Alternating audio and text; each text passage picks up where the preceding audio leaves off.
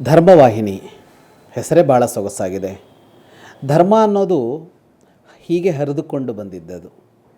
ತಲೆಮಾರಿನಿಂದ ತಲೆಮಾರಿಗೆ ಅದು ಹರಿದು ಬಂದಿದೆ. ಅಂತಹ ಧರ್ಮವನ್ನು ಮತ್ತೆ ಮುಂದೆ ಸರಿಸುವ ಕಾರ್ಯವನ್ನು ಮಾಡ್ತೀವಿ ಅನ್ನೋದನ್ನು ಧರ್ಮವಾಹಿನಿ ಅನ್ನುವ ಈ ಶಬ್ದವೇ ಹೇಳುತ್ತೆ. ಭಾಳ ಸುಂದರವಾದ ಶಬ್ದ.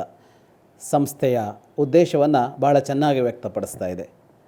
ಹೌದು, ಧರ್ಮವನ್ನು ನಾವು ಮುಂದುವರಿಸಬೇಕಾದ, ಅಂದರೆ ಮುಂದಿನ ತಲೆಮಾರಿಗೆ ತಲುಪಿಸಬೇಕಾದ, ಉಳಿಸಿ ಬೆಳೆಸಬೇಕಾದ ಕರ್ತವ್ಯ ಪ್ರತಿಯೊಬ್ಬ ಧರ್ಮವನ್ನು ಆಚರಿಸುವ ವ್ಯಕ್ತಿಯದ್ದು. ಏಕೆಂದರೆ ಅದರಲ್ಲಿ ಲೋಕದ ಹಿತ ಇದೆ, ಜೀವಜಗತ್ತಿನ ಹಿತ ಇದೆ. ಜೀವಜಗತ್ತಿಗಾಗಿ ಅದನ್ನು ಉಳಿಸಿ ಬೆಳೆಸಬೇಕಾಗಿದೆ.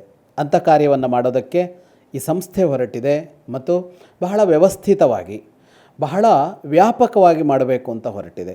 ಸರಿಯಾದ ಯೋಜನೆಗಳಿವೆ ಮತ್ತು ವ್ಯಾಪಕವಾಗಿ ಹಲವರನ್ನು ಬಳಸಿಕೊಂಡು ಧರ್ಮ ಅಂದರೆ ಏನು, ಹೇಗೆ ಬದುಕಬೇಕು ಧರ್ಮದಂತೆ ಅನ್ನೋದನ್ನು ಒಂದು ತಲೆಮಾರುಗಳಿಗೆ ನೂರಾರು ಕಾಲ ಸಿಗುವಂತೆ ಮಾಡುವ ಕೆಲಸವನ್ನು ಈ ಸಂಸ್ಥೆ ಮಾಡ್ತಾ ಇದೆ.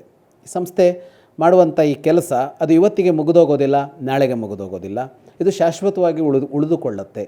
ಹಾಗಾಗಿ ಬಹಳ ಉಪಯುಕ್ತವಾದ, ಈ ಕಾಲಕ್ಕೆ ಬೇಕೇ ಬೇಕಾದ ಕಾರ್ಯವನ್ನು ಮಾಡ್ತಾ ಇರುವಂತಹ ಧರ್ಮವಾಹಿನಿಗೆ ನಾನು ಅಭಿನಂದನೆಗಳನ್ನು ಸಲ್ಲಿಸ್ತಾ, ಈ ಕಾರ್ಯವನ್ನು ಮಾಡ್ತಾ ಇರೋದಕ್ಕಾಗಿ ಕೃತಜ್ಞತೆಗಳನ್ನು ಸಲ್ಲಿಸ್ತಾ, ನಾವು ನೀವೆಲ್ಲ ಈ ಸಂಸ್ಥೆಯ ಜೊತೆಗೆ ಸೇರಿಕೊಳ್ಳೋಣ, ಈ ಸಂಸ್ಥೆ ಬಯಸುವ ಕಾರ್ಯಗಳನ್ನು ಮಾಡಿಕೊಡೋಣ ಮತ್ತು ಇದರ ಕಂಟೆಂಟ್ಗಳೇನಿವೆ ಅದು ಯೂಟ್ಯೂಬ್ನಲ್ಲಿರ್ಬೋದು, ಇನ್ನೊಂದು ಕಡೆಯಲ್ಲಿರ್ಬೋದು, ಅದನ್ನು ನಾವು ನೋಡೋಣ, ಕೇಳೋಣ ಮತ್ತು ಆಸಕ್ತರಿಗೆ ಇದನ್ನು ಹಂಚೋಣ.